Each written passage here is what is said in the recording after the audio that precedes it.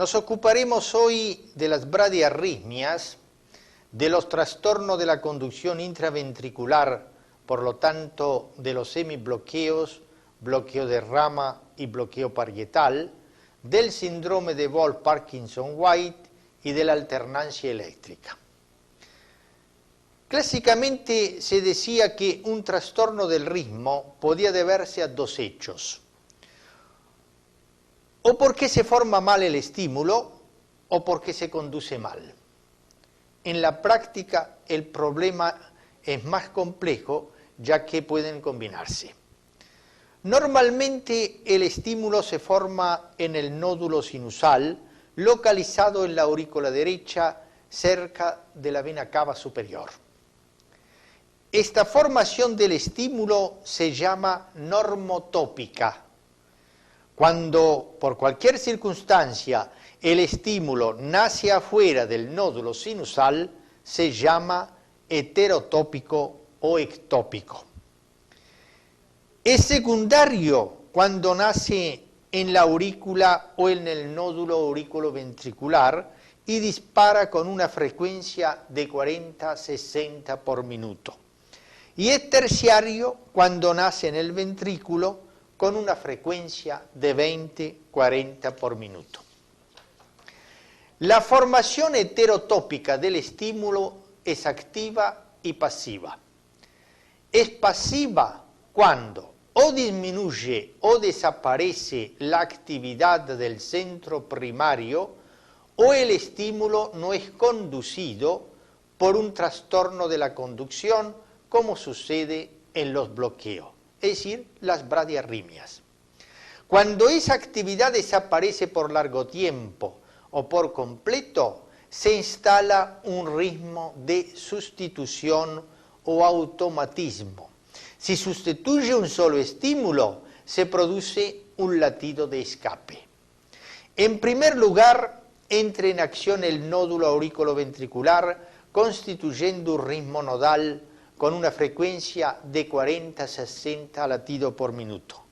Cuando falla el nódulo auriculoventricular, se convierte en marcapaso un centro ventricular con un ritmo idioventricular de 20-40 latidos por minuto, y el trazado muestra la disociación auriculoventricular por bloqueo del nódulo auriculoventricular. En general, cuando el centro heterotópico es distante, el centro superior sigue funcionando. La heterotopía es activa cuando el centro produce estímulos prematuros. Si es por poco tiempo, se llaman extrasístoles o latidos prematuros supraventriculares y ventriculares. Si es por tiempo prolongado, constituye las taquiarritmias. Cuando simultáneamente funcionan más de un marcapaso, se tiene la pararritmia o ritmo doble. El ritmo sinusal es la forma normal de estimulación de las aurículas. Sus ondas P son positivas en todas las derivaciones, menos en ABR y D3, donde puede ser difásica o negativa. Y su eje va entre 0 grados y más 90 grados, término medio más 60 grados, es decir, hacia D2. El tiempo de conducción auriculoventricular o intervalo PR puede ser normal, 0,16, 0,20 segundos, bloqueado, bloqueo de primero, segundo, tercer grado, acortado, síndrome de Wolff-Parkinson-White. La frecuencia del ritmo sinusal oscila en el adulto entre 60 y 100 por minuto y en los niños varía según la edad y puede llegar a 130 por minuto. Disminuye por estímulo vagal y aumenta por estímulo simpático. Si la frecuencia es superior a 100 latidos por minuto, se habla de taquicardia sinusal. Si está por debajo de 60, de bradicardia sinusal. Y si es menor, se instala un ritmo de sustitución. La bradicardia es típica del vagotónico y del deportista. El electrocardiograma presenta los signos típicos de la vagotonía. P aplanada, PR largo, segmento ST elevado y cóncavo hacia arriba y onda T alta. Entre las enfermedades extracardíacas que cursan con bradicardia, existe la fiebre tifoidea, el mixedema por hipometabolismo, la ictericia por las sales biliares y la hipertensión endocriniana por estímulo vagal. En efecto, se puede reproducir una bradicardia estimulando al vago, por ejemplo, por compresión carotidia o por la digital. Es de causa cardíaca a veces en la arterioesclerosis, en los ancianos, en la estenosis aórtica y en la fase vagotónica del infarto agudo de miocardio. La bradicardia sinusal hace parte del grupo de las bradiarritmias juntamente con los bloqueos auriculoventriculares de segundo y tercer grado y ciertas taquiarritmias supraventriculares con respuesta ventricular lenta. Cuando el ritmo sinusal presenta oscilaciones, se tiene la arritmia sinusal. Una de las más frecuentes es la respiratoria, propia de los jóvenes y vagotónicos. Con la edad se vuelve menos frecuente. En inspiración la frecuencia aumenta y en la expiración disminuye. Se dice entonces bradicardia expiratoria, taquicardia inspiratoria. El aumento de la frecuencia se explica por el reflejo de Bainbridge, que se origina en la aurícula derecha por aumento de la presión venosa. Su disminución se debe al estímulo del seno carotidio porque aumenta la presión, pues el seno carotidio es depresor. La presencia de arritmia respiratoria no indica enfermedad cardíaca. Por el contrario, su ausencia en un joven es anormal. Así, si en ellos la frecuencia no se modifica por la respiración, hay que buscar alguna patología subyacente. Por ejemplo, la miocarditis y el hipertiroidismo suelen dar una taquicardia constante no influenciada por la respiración. Una arritmia sinusal independiente de la respiración puede verse en la arterioesclerosis cerebral o coronaria, la hipertensión arterial y en sujetos con distonía neurovegetativa. El marcapaso errante o vagabundo se constituye cuando en el nódulo sinusal falla la producción del estímulo. El marcapaso puede oscilar entonces en forma cíclica entre el nódulo sinusal y el nódulo auriculoventricular. Posiblemente se trata de interferencia periódica del neumogástrico o vagotonía, cuyo aumento desplazaría al marcapaso hacia abajo y cuya disminución lo devolvería al centro superior. En el electrocardiograma se ve un acortamiento del PR o una P negativa al descender el lugar de origen del estímulo en el momento de la hipervagotonía. Al mismo tiempo disminuye la frecuencia. Cuando la vagotonía disminuye, el marcapaso vuelve a su lugar de origen en el nódulo sinusal. Las ondas P se vuelven de nuevo positivas, el PR se alarga y la frecuencia aumenta. Cuando la bradicardia sinusal se presenta de manera crónica y la frecuencia no se modifica con el ejercicio, se constituye el síndrome o enfermedad del nódulo sinusal debido a lesión degenerativa o coronárica. Electrocardiográficamente se presenta de distintas maneras, como bradicardia sinusal simple o con disociación auriculoventricular o con latidos ectópicos, como fibrilación auricular con respuesta lenta ventricular, como bloqueo de salida dando la pausa si es durante un ciclo y el paro sinusal si es durante varios ciclos. Cuando en este momento no se presenta ningún marcapaso subsidiario, se tiene la asistolia ventricular que puede ser causa de muerte súbita.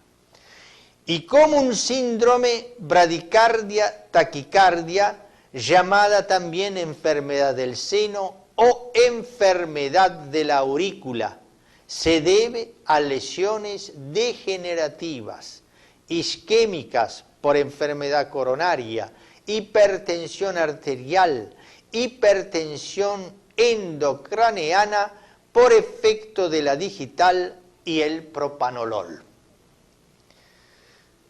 Se define como una alternancia de bradicardia y de taquicardia con lipotimias y síncopes. Las taquiarritmias son transitorias y supraventriculares. Casi siempre fibrilación, aleteo auricular, taquicardia paroxística supraventricular. Estas arritmias son precedidas por latidos prematuros o extrasístoles, supraventriculares y ventriculares. El síncope puede presentarse durante la bradicardia o cuando aparece la taquicardia o cuando ésta termina.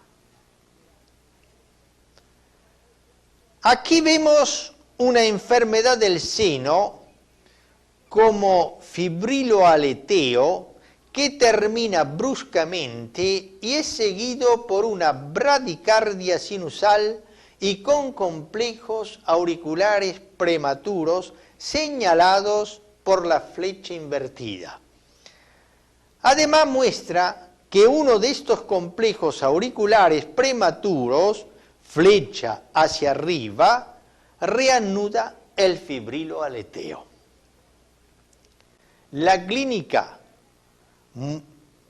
muestra fatigabilidad fácil, palpitaciones, somnolencia, angor, mareos, síncope e insuficiencia cardíaca. Pero la mejor manera de estudiarlo es con el monitoreo con el Holter y con el test de estimulación al ejercicio y a la atropina intravenosa.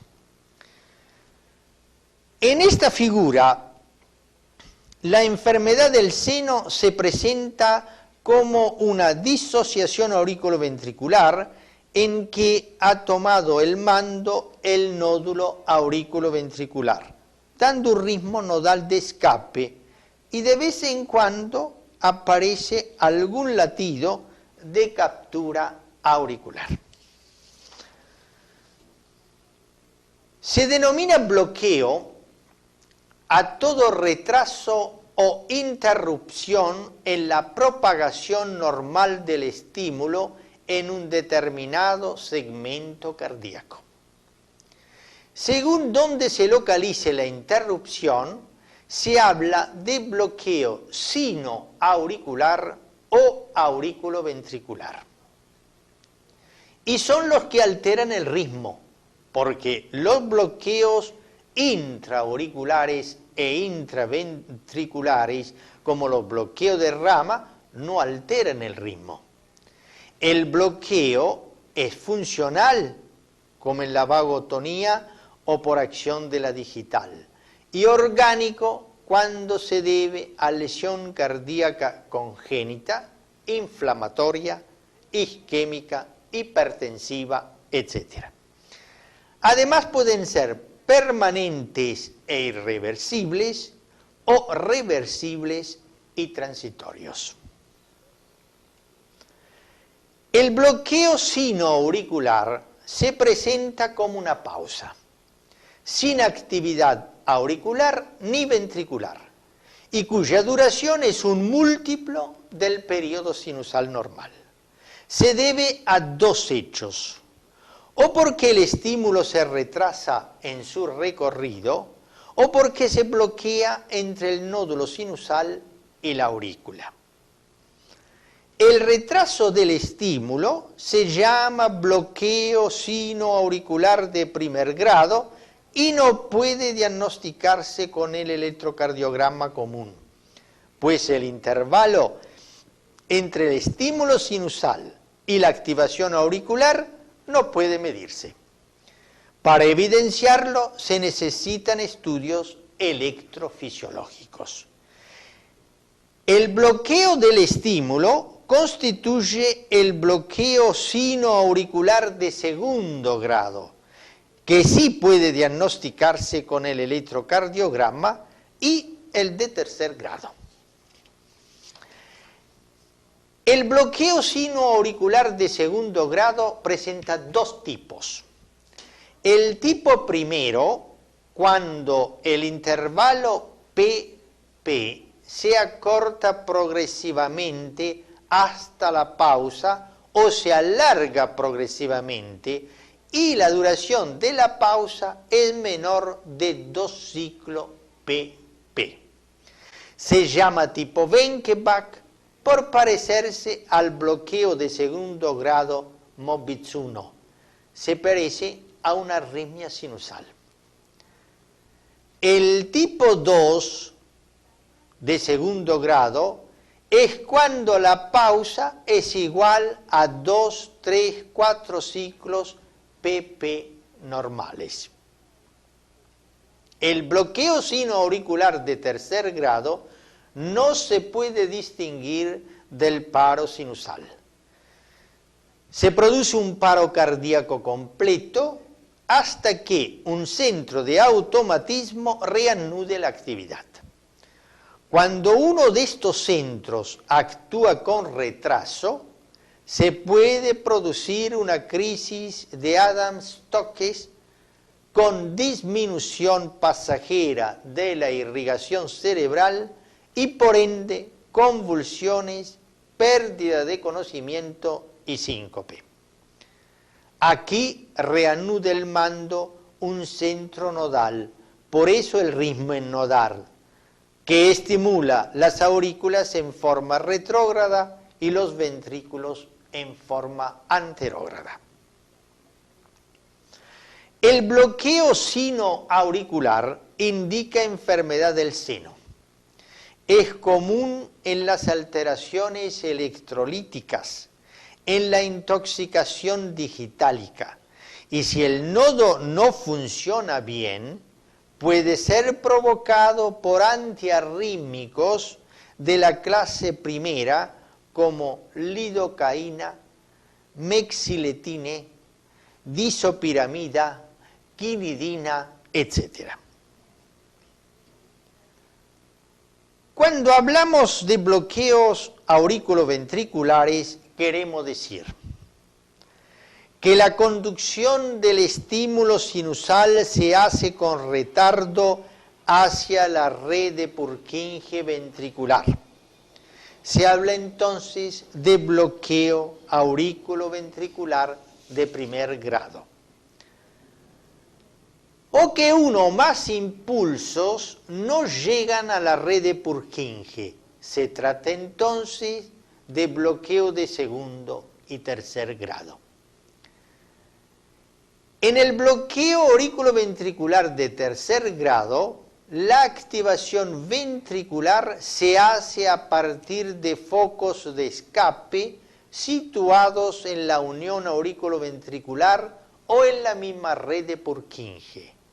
Cuando la transmisión es más lenta o se hace de vez en cuando, el bloqueo auriculoventricular se denomina incompleto o parcial. Es el de primero y segundo grado. Y total y completo cuando la interrupción es continua, el de tercer grado. Por lo tanto, el retraso de la conducción constituye el bloqueo de primer grado. El fallo ocasional de la transmisión, el de segundo grado. Y la interrupción completa, el de tercer grado. Se dice que hay bloqueo de primer grado cuando el intervalo PR se alarga más allá de 0,20 segundos, 5 cuadraditos chicos. En la infancia, antes de los 12 años, el valor máximo normal del PR es de 0,12, 0,14 segundos.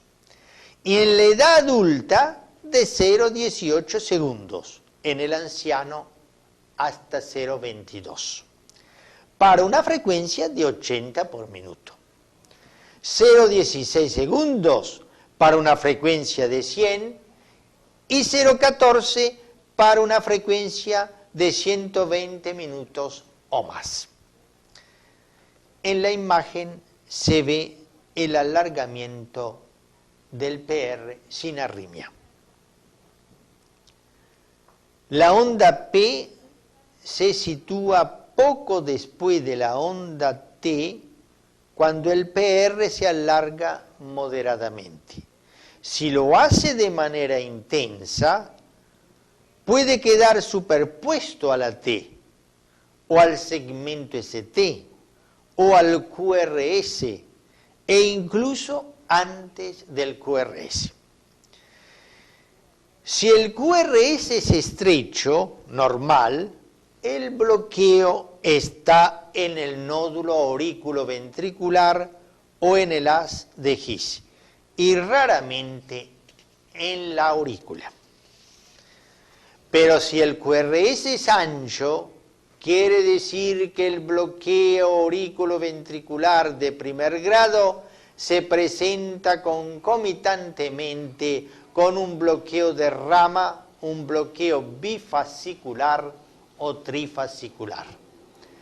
Clínicamente, el alargamiento del intervalo PR se debe sobre todo en los vagotónicos, por lo tanto es un alargamiento que desaparece con el esfuerzo físico, la atropina y los simpáticos miméticos. También se presenta en la miocarditis reumática, de la fiebre reumática, constituyendo una de las manifestaciones de la misma.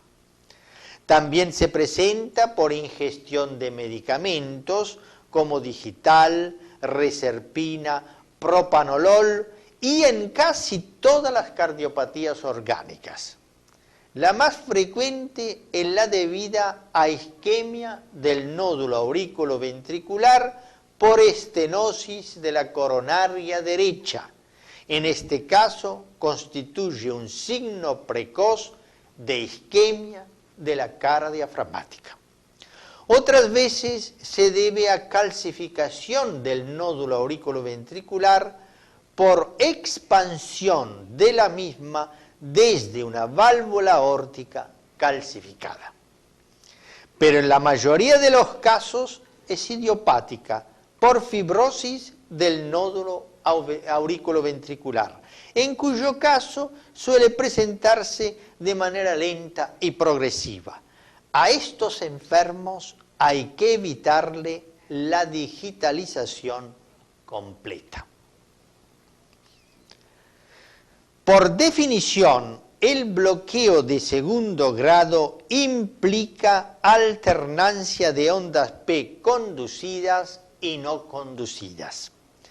De esta manera, una o varias ondas P no conducidas constituyen el bloqueo, que puede ser leve cuando hay una sola P bloqueada cada 3 o más ondas P consecutivas, es decir, hay una ausencia aislada del QRS, y es avanzado cuando hay varias P bloqueadas de manera alternante o sucesiva, esto es, faltan QRS de manera alternante o sucesiva.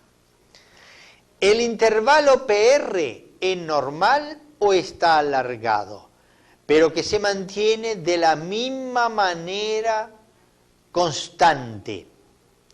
La ausencia de conducción puede ser 2-1, 3-1, 4-1, es decir, que cada 2, 3, 4 estímulos auriculares u ondas P se transmite una sola, de manera sucesiva o aislada. La imagen muestra un bloqueo de segundo grado 4-1, es decir, cada 4P aparece un QRS. La misma imagen nos indica que este bloqueo de segundo grado se acompaña también de bloqueo completo de la rama derecha, ver V1, y de hemibloqueo izquierdo anterior, pues D1 y ABL presentan R, y D3 y ABF ondas S.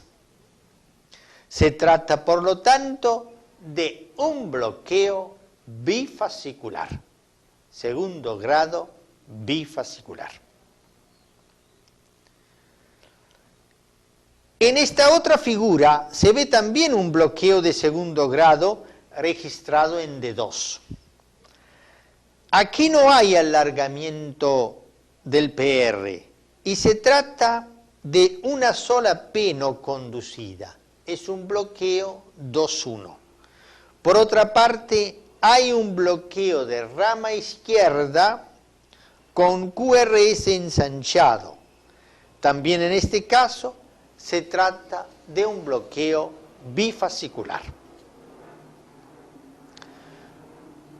Los bloqueos auriculoventriculares de segundo grado se clasifican en dos categorías.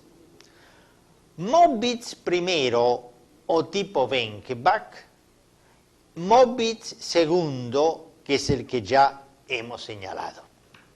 La distinción de ambos es de importancia pronóstica.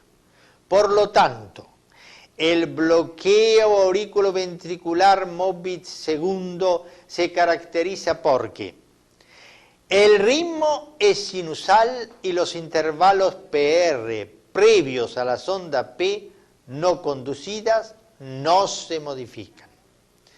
Los QRS presentan bloqueo de rama o bloqueo bifascicular, es decir, son anchos. Solo raramente los QRS son de duración normal. En este caso, el bloqueo reside en el tronco de la de His. Puede abarcar todo el sistema trifascicular y necesita marcapaso definitivo.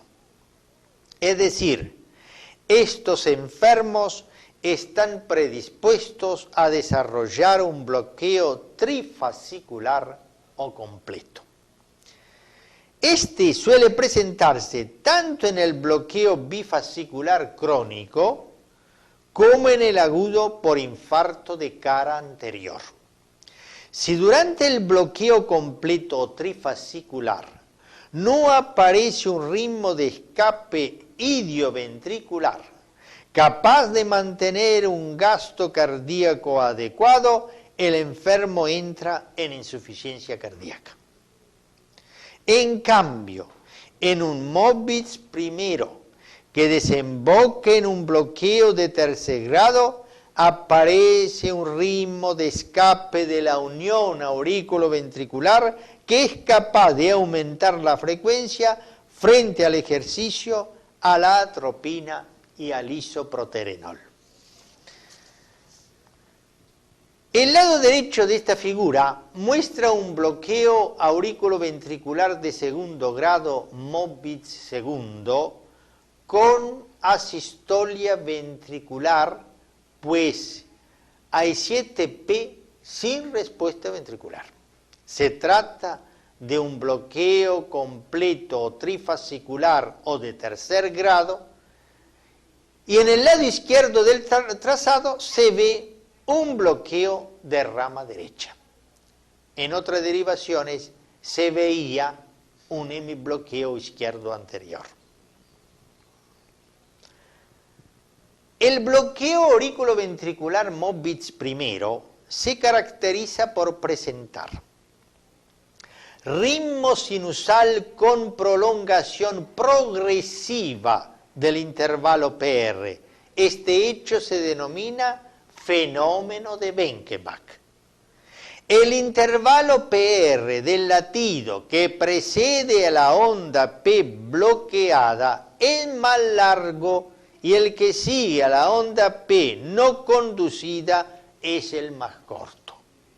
Los QRS son de duración normal, pero puede haber bloqueo de rama y por ende presentarse anchos. El bloqueo se encuentra en el nódulo auriculoventricular. Este bloqueo aparece en las mismas situaciones que el bloqueo de primer grado. Es decir, si el bloqueo de primer grado denota una disfunción del nódulo auriculoventricular, el de segundo grado representa un poco más de esa disfunción. Cuando el Mobitz primero aparece en el infarto agudo de cara diafragmática, casi siempre revierte de manera espontánea, transformándose primero en bloqueo de primer grado y luego normalizándose del todo. Ambos son menos graves que el bloqueo de segundo grado tipo Mobitz segundo. En esta figura se ve un bloqueo de segundo grado Mobitz primero, tipo Benkenbach, con prolongación progresiva del intervalo PR. La P3 y la P7 no conducen a los ventrículos. Aquí hay otro ejemplo de bloqueo de segundo grado Mobitz primero, tipo Benkenbach. También aquí la tercera y la séptima P no es conducida a los ventrículos. Otro ejemplo de bloqueo de segundo grado tipo Benkenbach. En las 3 tiras de enfermos distintos vemos. En la primera es cada 4P, la quinta no es conducida. En la segunda cada 3P, la cuarta no es conducida, y en la tercera cada 2P, es decir, la tercera no es conducida. En el bloqueo cardíaco auriculoventricular de tercer grado o completo, no hay conducción auriculoventricular. Es decir, ninguna de las ondas P es conducida a los ventrículos. Esa interrupción completa se encuentra en el nódulo auriculoventricular o en el A de His o sus ramas. Las aurículas y los ventrículos laten de manera disociada, cada uno al ritmo de su propio automatismo. Cuando el bloqueo está en el nódulo auriculoventricular o en el tronco del A de His con QRS estrechos de ancho normal, El ritmo nodal, con una frecuencia de 40-60 por minuto, se modifica con el ejercicio y no presenta síntomas. Las ondas P siguen en cambio en el 80% de los casos con ritmo sinusal, pero en un 20% las aurículas siguen un ritmo de fibrilación o aleteo. Solo si coexiste un bloqueo de rama, los QRS son anchos.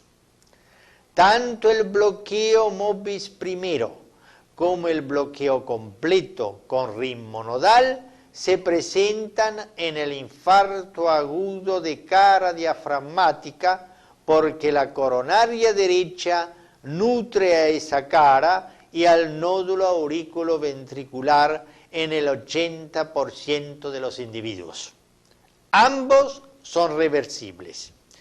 Cuando el bloqueo es trifascicular, el marcapaso es ventricular o terciario y el ritmo es idioventricular. Y la frecuencia es menor de 40 por minuto y no se modifica ni con el ejercicio ni con la atropina o el isoproterenol. Los QRS son anchos y los ST alterados como en el bloqueo de rama. Suele haber fatiga, mareos, síncope, es decir, crisis de Adams-Stokes. Resulta del agravamiento de la enfermedad del nódulo auriculoventricular o de los tres fascículos y por lo general va precedido por un bloqueo de segundo grado, Mobius primero o Mobius segundo. El Mobius segundo y el trifascicular suelen presentarse en el infarto de cara anterior y necesitan marcapaso. A pesar de ello, como consecuencia del grave deterioro del miocardio, el enfermo suele morir por insuficiencia cardíaca progresiva. La imagen muestra un bloqueo cardíaco completo con disociación auriculoventricular. Los ventrículos responden a un ritmo de escape idioventricular con una frecuencia de 37 latidos por minuto. Esta imagen muestra un bloqueo auriculoventricular completo con QRS ancho y alteración del ST-T. Todo indica que el bloqueo está situado por debajo de la bifurcación de la de His en la pared del ventrículo. Simula un bloqueo de rama derecha, imagen en B1, con aspecto de retardo derecho, lo que indica que el marcapaso está en el ventrículo izquierdo. En esta otra, al revés de la anterior, la imagen simula un bloqueo de rama izquierda, QRS en meseta en B6 o imagen de retardo izquierdo, lo que indica que el marcapaso está en el ventrículo derecho. Por lo tanto, en ambos casos, no debe hablarse de bloqueo de rama, pues le falta un hecho importante, un comando supraventricular. Se trata de bloqueos trifasciculares. Tenemos que señalar por fin que se agrupan en las bradiarritmias las taquiarritmias supraventriculares, fibrilación y aleteo auricular y taquicardia paroxística supraventricular cuando se acompañan de respuesta ventricular lenta por enfermedad isquémica o fibrosis del nódulo auriculoventricular o por acción de medicamentos como digital o propanolol o por aumento del tono vagal, como puede suceder, por ejemplo, en una hipertensión endocraniana.